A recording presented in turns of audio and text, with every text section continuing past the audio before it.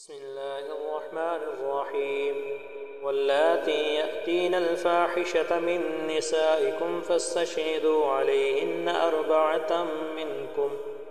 فإن شهدوا فأمسكوهن في البيوت حتى يتوفاهن الموت أو يجعل الله لهن سبيلا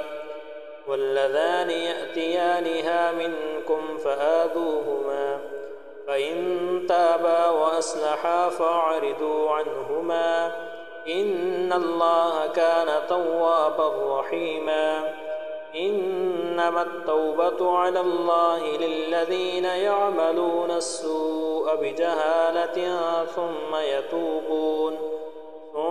يتوبون من قريب فأولئك يتوب الله عليهم وكان الله عليما حكيما وليست التوبة للذين يعملون السيئات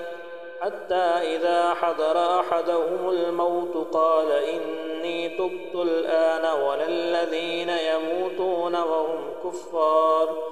أولئك أعتدنا لهم عذابا أليما يا أيها الذين آمنوا لا يحل لكم أن ترثوا النساء كرها ولا تعدلوهن لتذهبوا ببعض ما آتيتموهن إلا أن يأتين بفاحشة مبينة وعاشروهن بالمعروف فإن كرهتموهن فعسى أن تكرهوا شيئا ويجعل الله فيه خيرا كثيرا وإن أردتم استبدال زوج مكان زوج وآتيتم إحداهن قنطارا فلا تأخذوا منه شيئا أتأخذونه بهتانا وإثما مبينا وكيف تأخذونه وقد أفضى بعضكم إلى بعض وأخذن منكم ميثاقا غليظا ولا تنكحوا ما نكح آباؤكم من النساء إلا ما قد سلف إنه كان فاحشة ومقتا وساء سبيلا حرمت عليكم أمهاتكم وبناتكم وأخواتكم وعماتكم وخالاتكم وبنات الأخ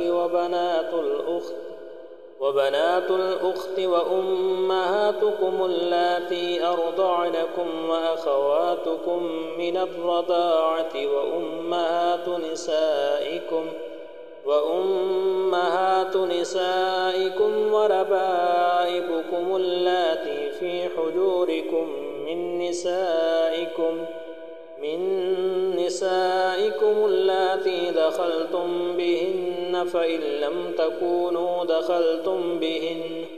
فإن لم تكونوا دخلتم بهن فلا جناح عليكم